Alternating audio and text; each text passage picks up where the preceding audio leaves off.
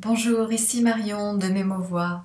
Une vidéo différente aujourd'hui. J'avais envie de vous parler de routine vocale et corporelle et de créativité. À la fois pour présenter ma démarche avec Mémovoix, puis aussi pour apporter un complément par rapport aux vidéos précédentes. Donc si vous arrivez sur la chaîne, vous verrez que vous avez différentes vidéos qui sont regroupées dans deux playlists principales, Oser être soi, puis Libérer sa voix. Avec Mémovoix, je propose une pratique globale autour du corps, de la voix, des mots, et qui inclut une part importante de créativité. Pour tout dire, en fait, pour moi, c'est vraiment le fondement de ce que je propose, c'est créer à partir de soi, avec son corps, avec sa voix et avec ses mots. Et c'est quelque chose qui est, comment dire, qui peut faire peur, qui peut être mal compris. Et je sais que beaucoup de personnes regardent mes vidéos en espérant parfois trouver des clés, des outils, des exercices pour se faire du bien. Et ils sont à la recherche de bien-être. On est tous à la recherche de bien-être, ça c'est normal.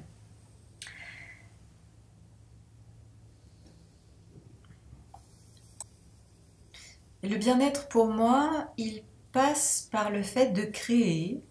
Et là, vous regardez la vidéo en même temps et vous voyez que les mouvements que je fais sont complètement improvisés en fait. Enfin, je ne sais pas si ça se voit, mais en tout cas, c'est des mouvements libres que le corps réclame. Et mettre en action sa voix, mettre en action son corps, ça n'est pas pour moi reproduire une série de gestes, modèles à l'infini pour les parfaire, parce que c'est pas du sport. C'est trouver les endroits en nous où ça fait du bien, où on se sent bien quand on s'exprime, quand on fait des mouvements, quand on fait des gestes. Et c'est aller dans ces endroits-là de plus en plus, c'est-à-dire amplifier ces mouvements, amplifier la voix, pas forcément plus fort, mais trouver les moyens en fait de générer cet état de bien-être et de l'installer de façon durable. Et ça, il n'y a que nous qui pouvons le faire. Et ce que je dis là est très important en fait à comprendre. En tout cas, il me semble, et peut-être que ça parlera à d'autres personnes.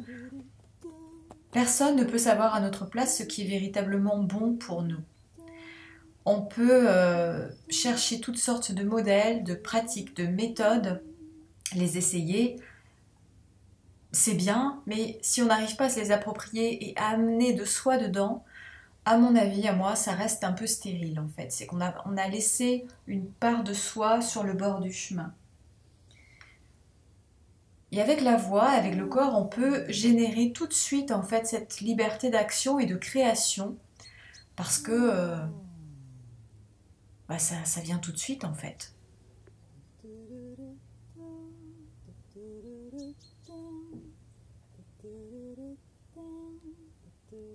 La voix va venir se placer quand le corps commence à se détendre et réciproquement, on peut aussi commencer à chanter, à fredonner, même bouche fermée.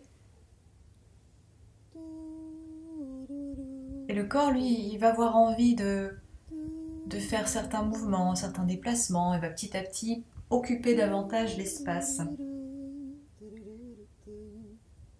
Et ça, c'est possible tout de suite.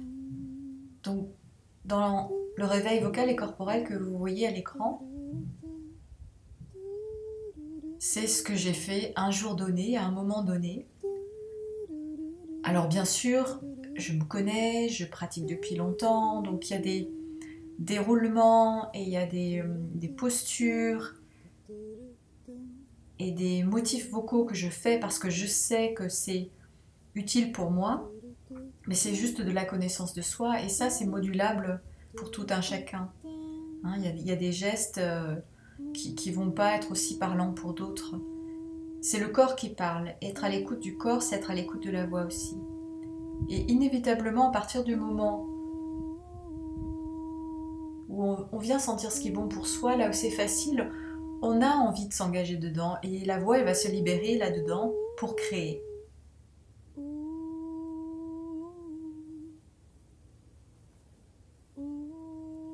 Et on peut commencer à générer ces ressentis tout de suite. Il n'y a pas besoin d'attendre d'aller parfaitement bien, d'avoir une voix parfaite, de s'être échauffé la voix avec plein d'exercices techniques pour commencer à jouer avec.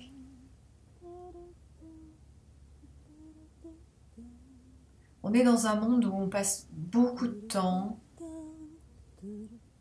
on consacre beaucoup de temps à chercher à atteindre un résultat donné par l'extérieur, par un modèle.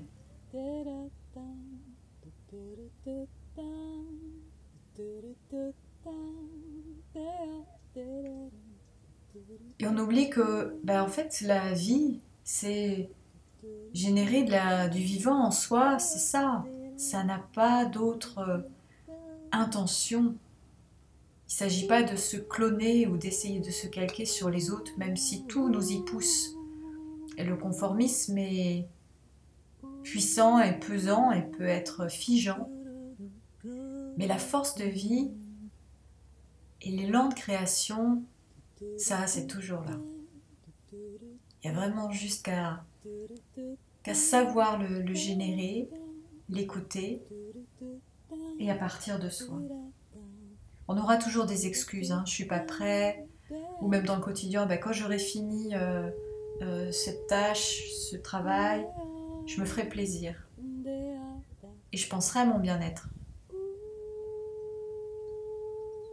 Et vous savez que plus vous attendez de vous mettre dans l'état qui vous fait du bien, qui vous fait envie, et plus vous drainez votre énergie. Et dans mon cas, ça a été un gros problème pendant longtemps, donc finalement je n'ai pas eu d'autre choix que de me mettre complètement à l'écoute et de commencer la journée avec ce qui me rechargeait en énergie. Parce que d'une part, ça me permet d'être, au top pour moi, c'est-à-dire me sentir pleinement vivante, pleine de joie, pleine d'élan. C'est juste indispensable en fait pour mon travail artistique. Et puis, ça me permet aussi d'aborder le reste de la journée en étant bien chargée. Et donc, ça m'évite d'être drainée par des éléments extérieurs qui viendraient trop me solliciter. Et à travers mon réveil vocal et corporel, il y a une phase d'ancrage à la terre qui est très importante. Puis ensuite, on va venir libérer la voix et puis structurer ce qu'on est en train de faire. Petit à petit, les choses prennent forme. C'est comme ça aussi qu'on construit une routine finalement. C'est vraiment en écoutant ce qui est bon pour nous. Ressentir, et puis libérer et incarner.